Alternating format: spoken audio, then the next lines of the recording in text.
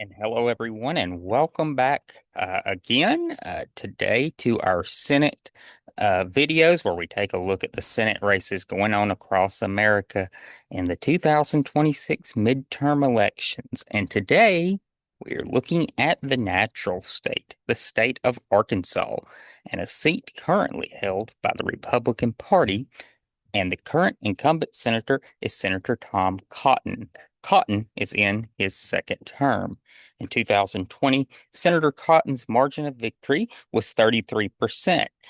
It should be noted that in 2020, the Democratic Party of Arkansas failed to field a candidate to run against Cotton, and his only opposition was from the Libertarian Party. So Cotton faced almost no opposition in that race, no major party opposition. In 2020, Donald Trump's margin of victory in the state of Arkansas was 27%. So naturally, uh, Trump ran a little behind Cotton because he did have Democratic opposition in Arkansas. In this 2024, Trump increased his margin of victory in Arkansas, winning his margin of victory was 30%. And Arkansas has been on a progressively rightward turn since the turn of the century. Of course, in 1992 and 1996, Arkansas uh, voted for the Democrat, uh, native son Bill Clinton. But since that election, Arkansas has swung progressively righter and more on the conservative bent since then. Bill Clinton really was one of the last Democrats to even be able to compete in Arkansas at all at a national level. And you see that with Bush's victories in Arkansas in 2000 and 2004. McCain won in 2008. 2012 was Romney. And of course, Trump won all three times in the state of Arkansas. So a very Republican state at this point. Let's take a look at the two nominees. The Democratic nominee is Hallie Shoffner. Miss Shoffner is a farmer and a businesswoman from Arkansas, and she holds degrees from Vanderbilt and the Clinton School of Public Policy. And she has really focused her campaign on affordability, how the Trump policies have affected farmers and healthcare, standard Democratic issues, and issues that she believes Cotton is not producing on, and really has focused her campaign on those kitchen table issues as opposed to the more national issues that sometimes get you down in the weeds. But she is really running a campaign focused on those issues, and she's gotten a lot of attention for a Democrat running in such a Republican state. And some polls have shown her running more competitively, and she's raised a lot of money for a Democrat in such a deep red state. She's raised just, I believe, over $2 million. So she's raised a significant amount of money and been very active in fundraising uh, online. The Republican nominee is the incumbent senator, Senator Tom Cotton. Cotton, as I said, is in his second term. Prior to being elected to the Senate, Cotton served a single term in the House of Representatives. And Cotton is very much of a blend of the MAGA wing of the party and also traditional Republican, Bush era Republican beliefs. Cotton is not only opposed to illegal immigration, he is very much opposed to limiting legal immigration. Cotton has very restrictionist views on immigration. He was one of the chief spokespeople against the First Step Act. He's very opposed to criminal justice reform, and takes a hardline approach on that. Uh, he is on the Intelligence Committee. He is the chair of that committee. And Cotton, obviously, um, being a veteran, focuses on military issues as well, armed services. Cotton served as a guard at the Tomb of the Unknown Soldier, and gained some notoriety while he was serving in Iraq. Uh, he wrote a letter to the New York Times criticizing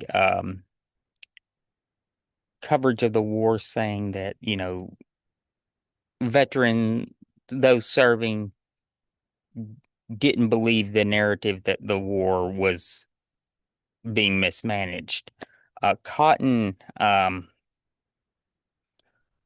returned to Arkansas after his service, ran for the House, and then was chosen by Mitch McConnell to challenge a Democratic senator and take this seat in 2014. The two primaries, let's see how Arkansas voters voted. About 68% of Arkansas voters cast uh, votes in the Republican primary, and 30% cast votes in the Democratic primary. And, this is to be expected in such a red-leaning state. The Democratic Party in Arkansas not only has significantly decreased its influence in federal level races, it has trickled down all the way to state level and local level races. And that is reflected in this outcome.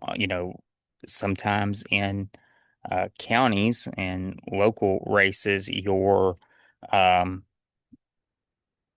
the primary is the general election in some of these deeply conservative places. So if people want to have a say in their local government, they may have to cast a ballot in the Republican primary, even though they plan to cast a vote in the general for the Democratic candidates. And um, the Democrats um, were very united behind Miss Shoffler.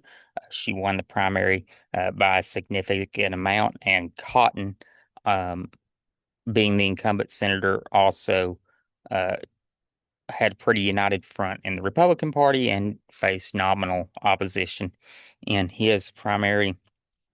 Um, Governor Sanders is a Republican, and she faced um, minimal opposition in her primary. And the Democrats chose a nominee to run against uh, Governor Sanders. So that explains that. How do I think this race is going to turn out? Look, there are some national people that are saying this race could be tightening, that it could be getting closer. I just do not see it. I think that the Democratic Party in the state of Arkansas has been weakened to the point that it's going to take a long time for them to get competitive in elections again. I will say at least they are fielding a candidate in this election, unlike 2020, and are, at least getting in the fight. But I think it's going to take several elections and a shift for them to even consider seriously making a challenge at a seat statewide. Um, Arkansas is growing, though. There are parts of the state that are growing, especially northwest Arkansas. That is a fast growing part of the state, and Little Rock is, a hub of Democratic votes in the state. But the facts remain: Democrats control none of the congressional seats. None of the congressional seats at all look competitive, and they're not going to field a serious challenge to Sanders in the gubernatorial race. And I just don't see Schaffler catching fire to overcome Cotton. Cotton has a significant financial advantage. And also, Donald Trump's incredibly popular in Arkansas. And if Cotton feels he's in trouble, he could call in Trump to campaign. It's one of the few places in the country where, you know, an incumbent senator in an election and in a political environment like this might call on Trump for reinforcement. Um, so I just think that Cotton is going to win this race very comfortably by a comfortable margin. He's not going to win by 33% like he did last time because he does have Democratic opposition, but it's not going to be particularly close in the end. And he's going to win a third term, in my opinion, and potentially run for president in 2028. You know, Cotton is one of those Republican candidates that is mentioned to be looking at a 2028 run. A lot of people thought he would run in 2024, but he did not, and has, you know, really focused his time in the Senate on the issues that he cares about and becoming somewhat, even though I disagree vehemently with Cotton's views, a serious legislator. And uh, I think that he could have a compelling case for his viewpoints if he ran for president. I think that he could possibly make some noise in a Republican primary, and he very much could offer a contrast to J.D. Vance's foreign policy views. Cotton is very much of the old school neoconservative views on use of military power, and obviously J.D. Vance is not. Uh, so, you know, Miss Schaffler, personally, politically, I would love to see Miss Schaffler win. I would love to see a Democrat represent Arkansas in the Senate. I think it would be a great outcome. I think she has great policy positions and is running her campaign focusing on the right issues. But I don't think the voters are going to react to it. I think that voters in Arkansas uh, have shown a very conservative bent, and they're not going to send a Democrat to the Senate in this election. And it's going to take some time for Arkansas to move back to a more competitive state and a state that Democrats can actually compete in. So that's my belief. If anything changes, I'll of course make another video and update you then. Uh, you're going to notice in the coming days, we're going to have a heavy rapid fire of some states. I've gotten a little behind in some of these videos, so we're going to clear out some of the less competitive states as we move into September and October, and I can get some breathing space in between our more competitive Senate races. If you've not noticed, these videos come out in the order of how competitive or the outcome is more clear, my belief on them. So I'll see you then. Uh, until then, y'all have a great day.